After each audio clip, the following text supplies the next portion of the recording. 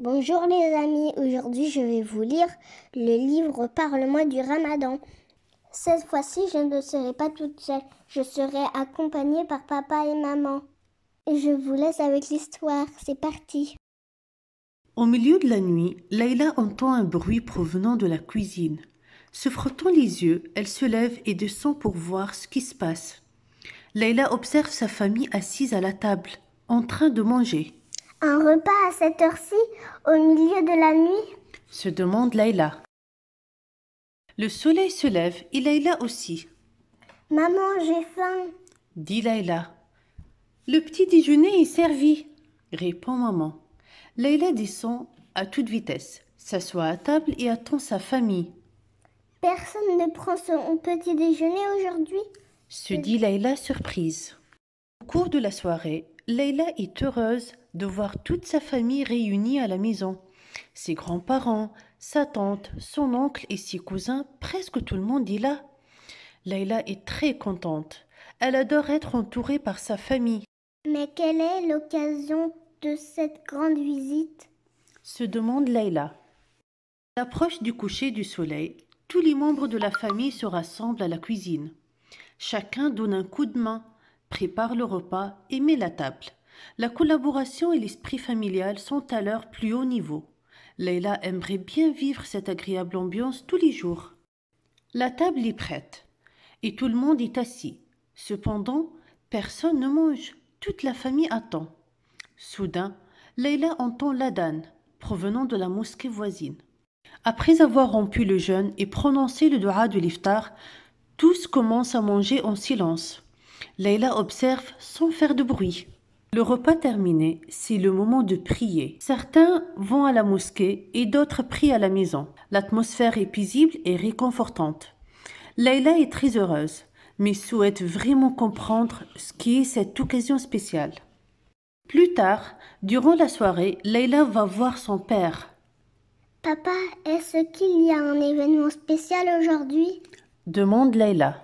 Oh Layla, c'est le premier jour du mois de Ramadan. Je suis désolé, nous ne te l'avons pas dit. Maintenant que tu es une grande fille, laisse-moi t'en dire plus. Dit papa. Durant ce mois, nous ne mangeons et ne buvons pas de l'aube au coucher du soleil. Explique papa. Layla se souvient de ce qu'elle a vu plus tôt dans la journée. Ah, voilà pourquoi je vous ai vu manger au milieu de la nuit. Oui, c'est exact, c'est le suhour, le repas avant l'aube. Répond papa. Mais tu sais, Leïla, durant Ramadan, il ne s'agit pas seulement de jeûner, c'est-à-dire d'arrêter de manger et de boire. Le Ramadan, c'est aussi un mois de miséricorde où les portes du paradis sont ouvertes, raison pour laquelle nous multiplions les prières, c'est-à-dire les salades, et la récitation du Coran. Est-ce que tu sais que le Coran nous a été envoyé pendant le Ramadan? Demande papa. Intéressant, je ne le savais pas. Papa, parle-moi plus du Ramadan. Je veux en savoir davantage. Affirme Layla. Le Ramadan, c'est aussi un mois de bonnes actions. Un mois qui nous rappelle et qui nous apprend à pardonner, à aimer, à être bienveillant et généreux. Je comprends. Donc nous sommes formés à être bons pendant le Ramadan pour que l'on puisse continuer à faire le bien tous les jours, n'est-ce pas? Voilà, tu as bien compris, Leila. Confirme papa avant de continuer. Durant ce mois, nous faisons également des dons de charité. Nous aidons les plus démunis et leur offrons de la nourriture, des vêtements et d'autres articles dont ils peuvent avoir besoin. Lorsque tu donnes à ceux qui sont dans le besoin, tu seras récompensé par Allah. Papa, puis-je donner certains de mes jouets aux enfants dans le besoin? C'est une excellente idée, Leila. Je suis fier de toi. Lui répond papa. Mais papa, je ne comprends toujours pas pourquoi nous ne mangeons et ne buvons pas pendant le Ramadan.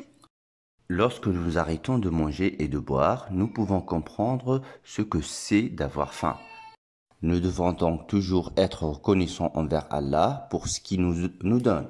Il ne faut pas gaspiller de la nourriture et il faut penser à ceux qui n'ont pas beaucoup à manger.